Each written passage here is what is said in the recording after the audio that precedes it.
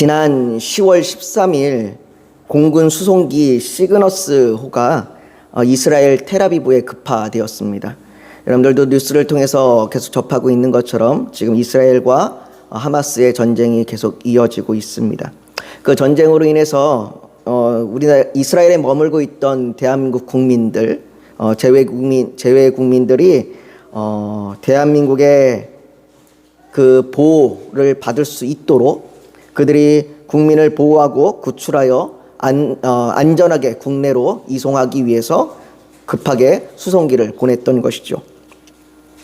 그리고 이 수송기를 보내서 그들을 구출해오는 작전으로 인해서 대한민국 국민 163명을 무사히 데려올 수 있었습니다. 뿐만 아니라 그 이전에 또 4월 25일에는 수단에 일어나는 내전으로 인해서 그 내전의 위기 상황에 직면한 교민 28명을 정말로 긴급한 작전을 통하여 국내로 무사히 데려오기도 했습니다. 이처럼 국가가 위기 상황에 있는 사람들을 보호하는 이유는 그들이 어디에 있든지 우리나라 군인들을 보내든 수송기를 보내든 아니면 외교적인 그런 관계를 통해서 그들을 그들을 보호하는 이유는 그들이 대한민국 국민이기 때문입니다. 이처럼 국민은 국가로부터 보호받을 권리를 가지고 있습니다. 이와 같이 보호받을 권리가 오늘 본문에 나오는 로마 시민권에도 나타납니다. 오늘 이 로마 시민권이라고 하는 것이 도대체 뭐길래 이렇게 천부장과 바울이 이 문제를 가지고 이야기를 하고 심지어 천부장은 이 문제를 가지고 두려워까지 하는지를 우리가 살펴보면서 바울은 그 로마 시민권에 대해서 어떤 마음을 갖고 있는지, 어떻게 대하는지, 또 그것이 우리에게 어떠한 은혜를 주는지를 함께 나누고자 합니다. 안토니오 성체에 있던 천부장은 예루살렘 성전 밖 이방인의 뜰에서 소요가 일어났다는 소리를 들었습니다. 혹이라도 민중의 소요가 크게 번지기라도 한다면 천부장은 큰 책임을 묻게 될 겁니다. 그렇기 때문에 그는 즉시 백부장과 군인들을 데리고 소요가 일어나는 곳으로 달려갔습니다. 몰려있는 사람들을 옆으로 밀치면서 그 소요의 중심에 들어가 소요의 원인이 되는 한 남자를 잡아서 결박했습니다. 그리고는 그 사람에게 왜 소란을 일으키는지, 도대체 이 사람이 무엇을 잘못했는지를 사람들에게 물었습니다. 그러나 거기 모여있는 사람들이 한꺼번에 이렇습니다 저렇습니다 막 이야기를 하니까 그 한꺼번에 외치는 소리에 그저 소란스러울 뿐 도대체 무슨 소리를 하는지 알아들을 수가 없었습니다. 그래서 천부장은 일단 소요가 더 커지지 않도록 그 사람을 결박하고 안토니오 성체 안으로 데려가도록 했습니다. 그때 자신을 길리기아 다소 출신의 유대인, 우리가 아는 것처럼 바울이라고 이야기하는 이 남자는 사람들에게 내가 말할 기회를 달라고 요청하였습니다. 천부장은 자신이 그 정도의 아량은 베풀 수 있다. 네가 말하는 것까지 내가 막을 정도는 아니니 내가 그 정도의 아량은 베풀 수 있는 관대한 사람이다 라는 그러한 모습을 보여주듯이 이 남자의 요청을 허락합니다. 이 남자는 사람들에게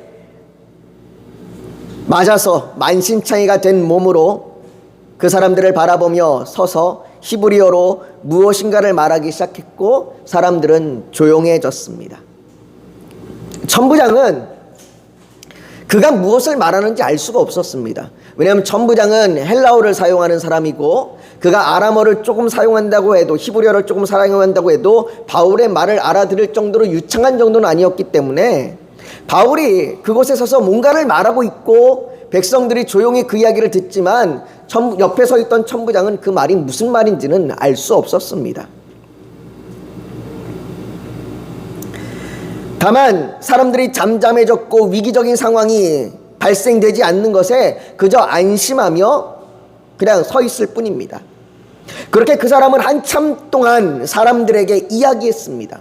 그런데 한참을 그 사람의 이야기를 듣던 사람들이 갑자기 소리를 지르면서 옷을 벗어던지고 티끌을 공중에 날리는 것이었습니다. 그런데 옷을 벗어던지고 티끌을 날린다는 이 모습은 매우 적대적인 표현입니다. 내가 너에게 분노를 표현하고 너의 그 말이 말도 안 되고 내가 그 말을 들을 가치도 없고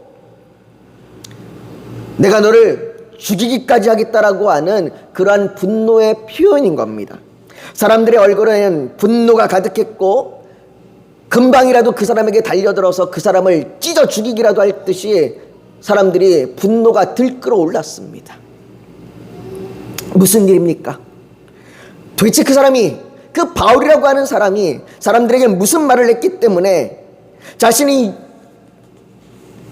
그 사람이 뭐라고 얘기했기 때문에 사람들이 이렇게 광분하고 흥분하여 마치 그 사람을 죽일 듯이 소리를 치는 겁니까? 자신이 유대인이며 그 누구보다 율법과 하나님께 열심이었으며 그 열정으로 다메섹까지 예수의 도를 따르는 자들을 잡으려고 달려갔고 그 길에서 자신이 박해하던 나사렛 예수를 만나 전에는 예수를 박해하던 자이나 이제는 예수를 증거하는 자여 되었다라고 말하는 이 남자 바울은 오늘 본문 17절에 그가 후에 내가 예루살렘으로 돌아와서 성전에서 기도할 때에 황홀한 중에 주께서 하신 말씀을 들었다라고 말합니다. 바울이 어디서 들었습니까? 성전에서 들었습니다. 성전에서 기도할 때에 들었습니다.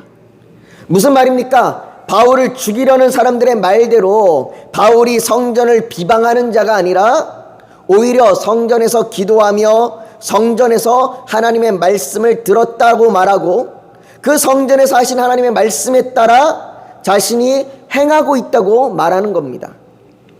그렇다면 그가 들은 주님의 말씀이 무엇입니까?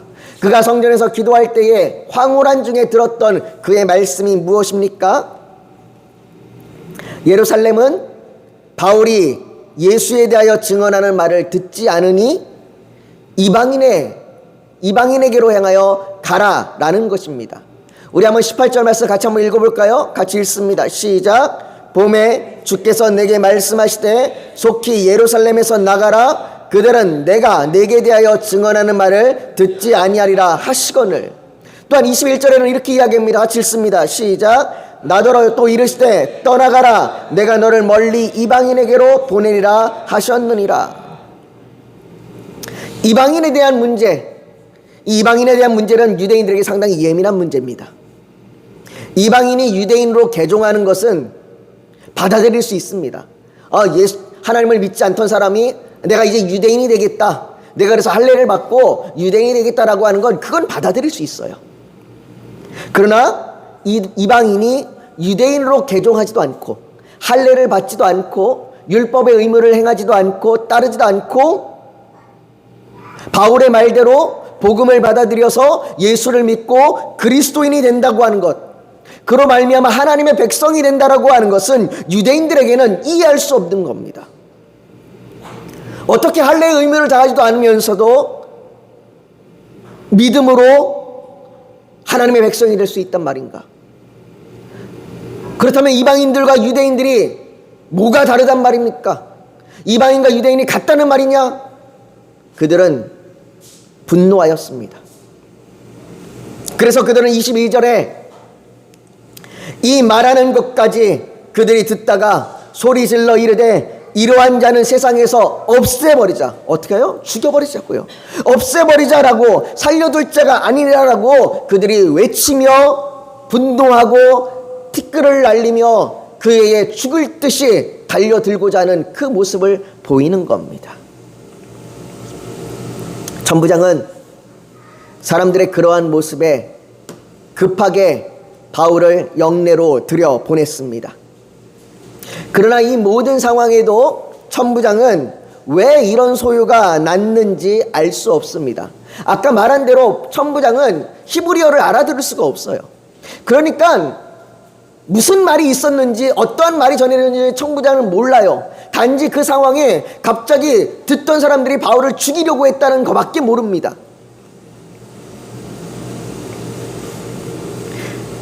적대적인 그들은, 바울을 죽이려고 하는 그들은 각각 다른 말을 하고 있고 그들에게 자세한 이야기를 들을 수가 없기 때문에 천부장은 그들로부터 이야기를 듣기를 단념하고 이 소요의 원인이 된 바울을 조사하기로 합니다. 그러나 그 조사의 방법은요, 매우 가혹한 방법입니다. 24절에 그 방법에 대하여 말하는데요, 우리 같이 한번 읽어볼까요? 같이 읽습니다. 시작. 천부장이 바울을 영내로 데려가라 명하고 그들이 무슨 일로 그에 대하여 떠드는지 알고자 하여 채찍질하며 신문하라 한대. 이것이 로마에 조사하는 방법입니다. 이것이 로마에 신문하는 방법입니다.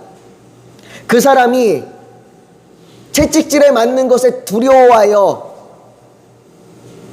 솔직하게 이야기하도록, 혹은 그가 채찍질에 맞는 고통을 이기지 못함으로 토하여 이야기하기를, 그렇게 고문과 같은 방법을 통하여 조사하는 겁니다. 당시에 로마 군인이 사용한 채찍은요, 그냥 이렇게 가죽끈으로 쭉 된 그런 채찍이 아닙니다. 로마 군인들이 여러 가지의 모양의 채찍을 가지고 있었지만 대부분 나무 손잡이에 가죽끈을 매달고 그 가죽끈의 끝에는 쇠조각이나 뼈조각을 매달아 달았습니다. 그래서 채찍질을 할 때마다, 채찍질로 때릴 때마다 그 뼈조각이나 쇠조각이 살에 박히고 살점을 뜯어내는 겁니다. 그러니 채찍질에 맞을 때마다 그냥 맞는 아픔이 아니라 살같이 찢겨나가는, 심지어 뼈까지 상하는 그런 고통을 당하는 겁니다. 여러분들이 예수님께서 십자가에 달리시기 전에 채찍질을 당하셨다는 걸 아실 겁니다. 그때 예수님께서 당하신 그 채찍질이 바로 이러한 채찍질, 아니 이거보다 더 심한 채찍질이었습니다. 이러한 채찍질에는요, 견딜 만한 사람이 없습니다. 그래서 이 채찍질을 맞으면 사람이 죽거나 혹은 죽지 않더라도 몸에 심각한 장애가 나타난다고 그렇게 이야기합니다.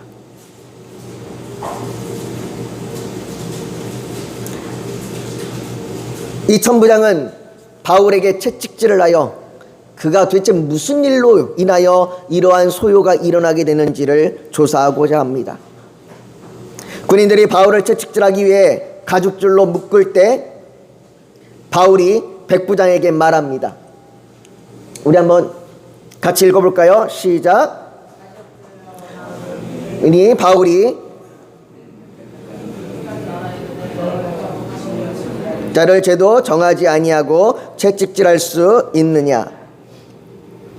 당시에 로마 시민을 죄가 드러나기 전에 채찍질하는 것은 법으로 엄격하게 금지되어 있었습니다. 혹이라도 누군가가 로마 시민을 함부로 고문했다가는 큰 책임을 지게 되어 있습니다.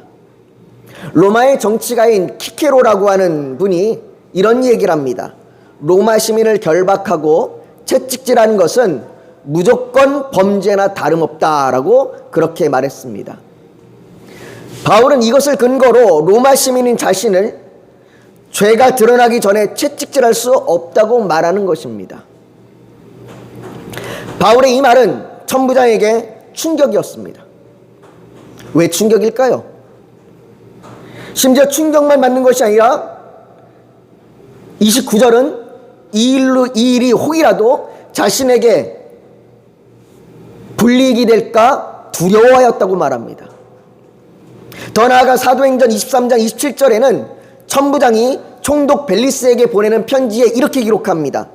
이 사람이 유대인에게 잡혀 죽게 된 것을 내가 로마 사람인 줄 알고 군대를 거느리고 가서 구원하였다. 거짓말이죠. 언제 천부장이 바울이 로마 사람인 줄 알고 구했습니까?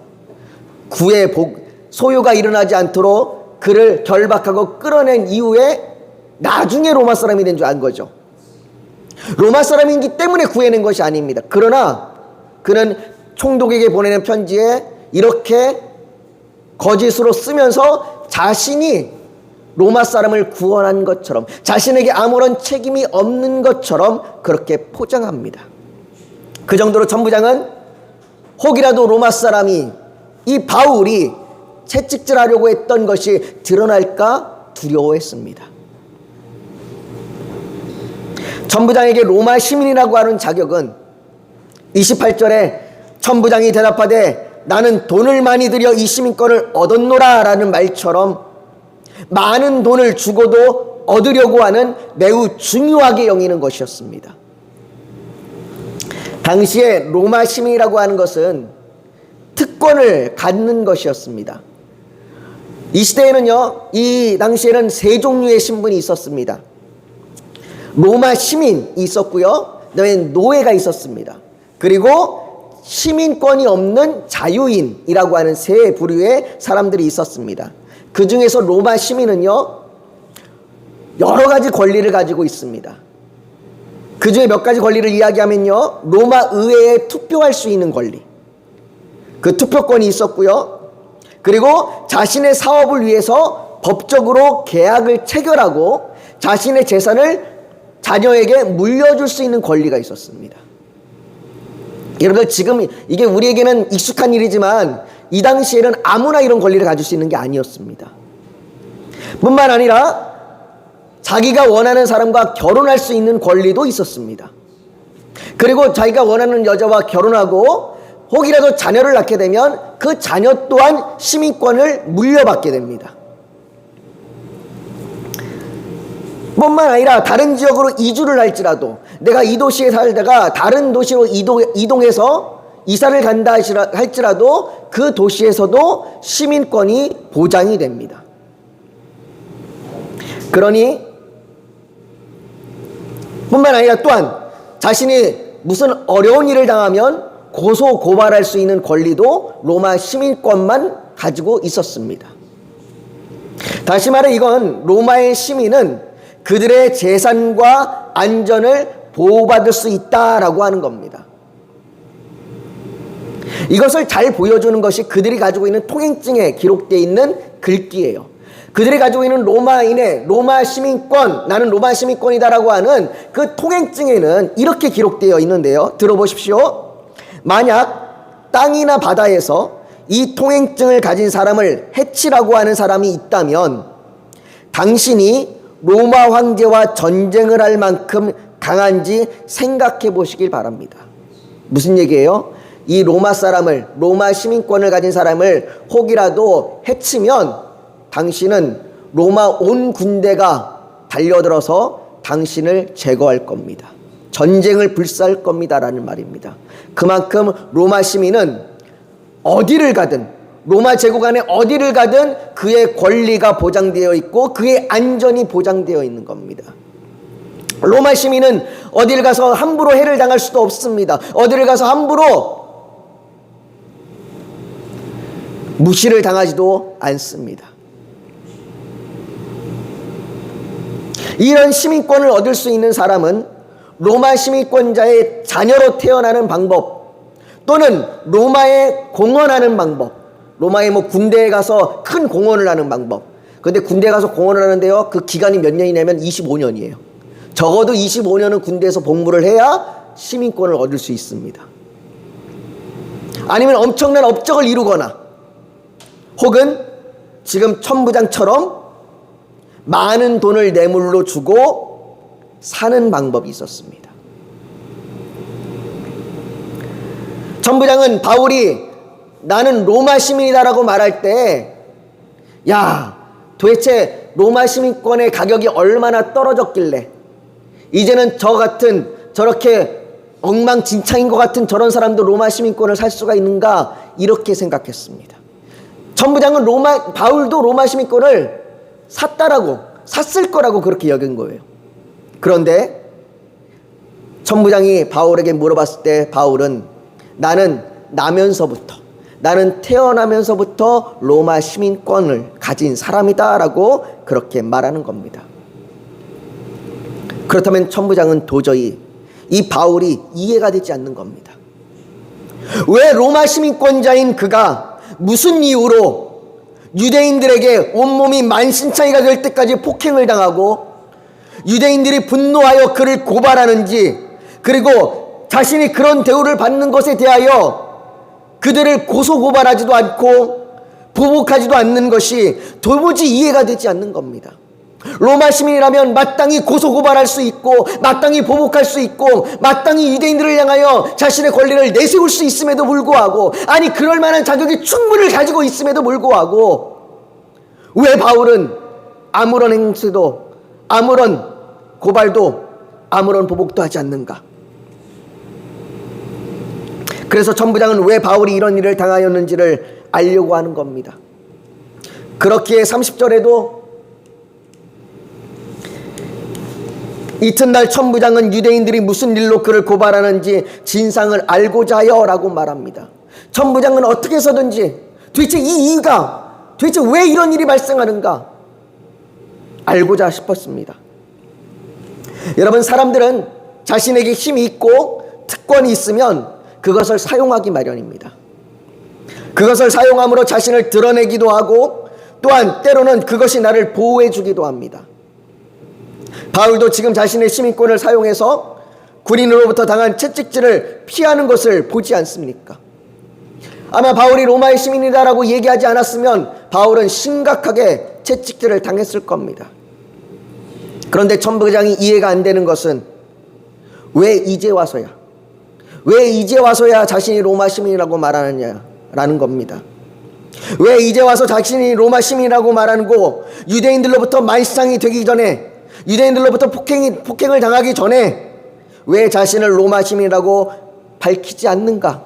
만약에 그때 밝혔다면 오히려 군인들을 내가 보내서 그를 보호했을 텐데 왜 그때에는 가만히 있다가, 왜 로마 시민이라고 하는 그 시민권을 그때는 사용하지 않다가 이제 와서 내가 그를 채찍질하려고 할 때 이제 와서야 자신이 로마 시민이라고 말함으로 오히려 천부장을 공경에 빠뜨리는지 천부장은 이해할 수가 없는 겁니다. 사실 바울에게 로마의 시민권이 뭐가 중요하겠습니까? 바울은 빌립보서 3장 7절과 8절에 그러나 무엇이든지 내게 유익하던 것을 내가 그리스도를 위하여 다 해로 여길 뿐더러 또한 모든 것을 해로 여김은 내 주 그리스도 예수를 아는 지식이 가장 고상하기 때문이라 라고 말하고 있지 않습니까? 바울에게 로마의 시민권이 그리스도를 위하는 것보다 더 중요할 수 없습니다. 1936년에 영국의 왕위를 이어받은 에드워드 8세가 왕으로 즉위한 지 1년 만에 왕위를 동생 알버트 왕자에게 물려주고 퇴위했습니다. 왕이 되었는데 왕이 된 지 1년 만에 그 왕직을 포기한 거예요. 그러면서 그 퇴위할 때 에드워드 8세가 이런 말을 합니다. 무거운 책임을 맡은 일도 왕으로서 원하는 바대로 임무를 수행하는 일도 사랑하는 여인의 도움 없이는 불가능하다는 것을 알았다. 에드워드 8세는 자신이 사랑하는 여인을 위하여, 그 여인과 함께 있기 위하여 왕위를 포기했습니다. 바울에게 로마의 시민권이 이와 같습니다. 천부장은 돈을 주고라도 어떻게 해서든 얻으려고 하는 로마의 시민권이지만 내가 어떻게 해서든지 그 로마의 시민권을 얻어야 되겠다, 내가 그 시민권을 가지고 내가 안전해야 되겠고 보호해야 되겠다라고 천부장이 그렇게 많은 돈을 주고 사려고 하는 것이지만 바울에게 있어 그것이 그리스도를 위하는 일보다 더 중요할 수 없습니다. 결박당하여 안토니오 성체에 올라가던 바울이 굳이 멈추어 서서 자신을 폭행하고 비난하던 유대인들을 향하여 자신이 어떠한 사람이었는지, 그리고 예수님이 자신에게 어떻게 다가오셨는지, 또한 자신이 어떤 부르심을 받았는지 말하고 또다시 더 큰 비난을 받는 이유도 그것이 그리스도를 위하는 일이기 때문입니다. 바울에게 로마의 시민권은 자신을 보호하는 특권이 아닙니다. 빌립보서 3장 20절에서 바울은 그러나 우리의 시민권은 하늘에 있는지라 거기로부터 구원하는 자 곧 주 예수 그리스도를 기다리노니라고 말합니다. 바울은 로마의 보호와 안전함으로 살지 않습니다. 바울에게 있어서 로마의 보호와 안전은 그가 복음을 전하기 위한 수단일 뿐입니다. 바울은 로마의 복음을 전하러 가기 위한 재판의 절차를 위하여 필요한 권리로 시민권을 사용합니다. 그것은 오늘 본문도 마찬가지입니다. 왜 굳이 채찍질 당할 때 말하냐고요? 왜 미리 말하지 않고 왜 자신이 채찍질을 당해야 될 때서야 이제야 말하냐고요? 채찍질이 아니더라도 복음으로 인해서 일어난 소유의 일을 공예를 통해서 말할 수 있기 때문입니다. 바울이 고난을 당하는 것은 복음 때문에 고난에 참여하는 것이지 고난을 당하는 것이 목적이 되는 것은 아닙니다. 여러분들, 우리가 일부러 고난을 당할 필요는 없습니다. 내가 복음과 전혀 상관없이 아무런 고난을 내가 일부러 얻을 필요는 없습니다. 주님은 우리에게 그렇게 고난을 당하라고 말씀하지 않습니다. 우리가 고난을 당하는 이유는 그 고난이 복음에 참여하는 것이기 때문에 당하는 것입니다. 출애굽한 이스라엘 백성들은 국가도 없고 군사도 없습니다. 그들은 애굽의 노예들이었고 출애굽한 이유는 난민과 같이 광야를 떠돌아다닙니다. 그러나 그들을 보호해 준 것은 강력한 국가도 아니며 막강한 군사력도 아닙니다. 활발한 상업적 교류가 그들을 먹이고 입힌 것도 아닙니다. 거대한 제국을 이룬 로마에 비하여 출애굽한 이스라엘은 국가도 없이 떠돌아다니는 난민입니다.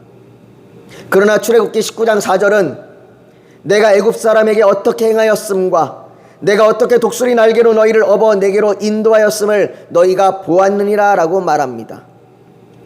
사랑하는 성도 여러분, 우리가 하나님의 보호하심과 인도하심을 따른다는 말은 하나님의 주권을 믿는다는 말입니다. 이것은 우리에게 세상의 것이 필요 없다는 말이 아닙니다. 하나님께서 들풀도 입히고 공중의 새도 먹이시니 우리가 아무것도 안 해도 된다라고 하는 말은 더욱 아닙니다. 먹고 살기 위해 돈도 필요하고 취업을 위한 자격, 학력도 필요합니다. 자격증도 필요합니다. 하물며 운전을 하려고 해도 운전면허증이 있어야 됩니다. 자녀를 학원에 보내야 하기도 합니다. 그리스도인이라고 이런 것을 위해서 천부장이 로마 시민권을 사듯이 내가 안전하다고 또 더 많은 권리와 혜택을 누릴 수 있는 그 기회가 있다면 그것을 얻으려고 왜 하지 않겠습니까? 이왕이면 가난한 것보다 부유한 게 낫고 무시당하기보다 인정받기를 원합니다. 부유해져서 헌금을 많이 했으면 좋겠고 영향력이 있어서 주변에 사람들도 많이 모이고 그래서 그분들이 교회에 올 수 있기를 바라기도 합니다.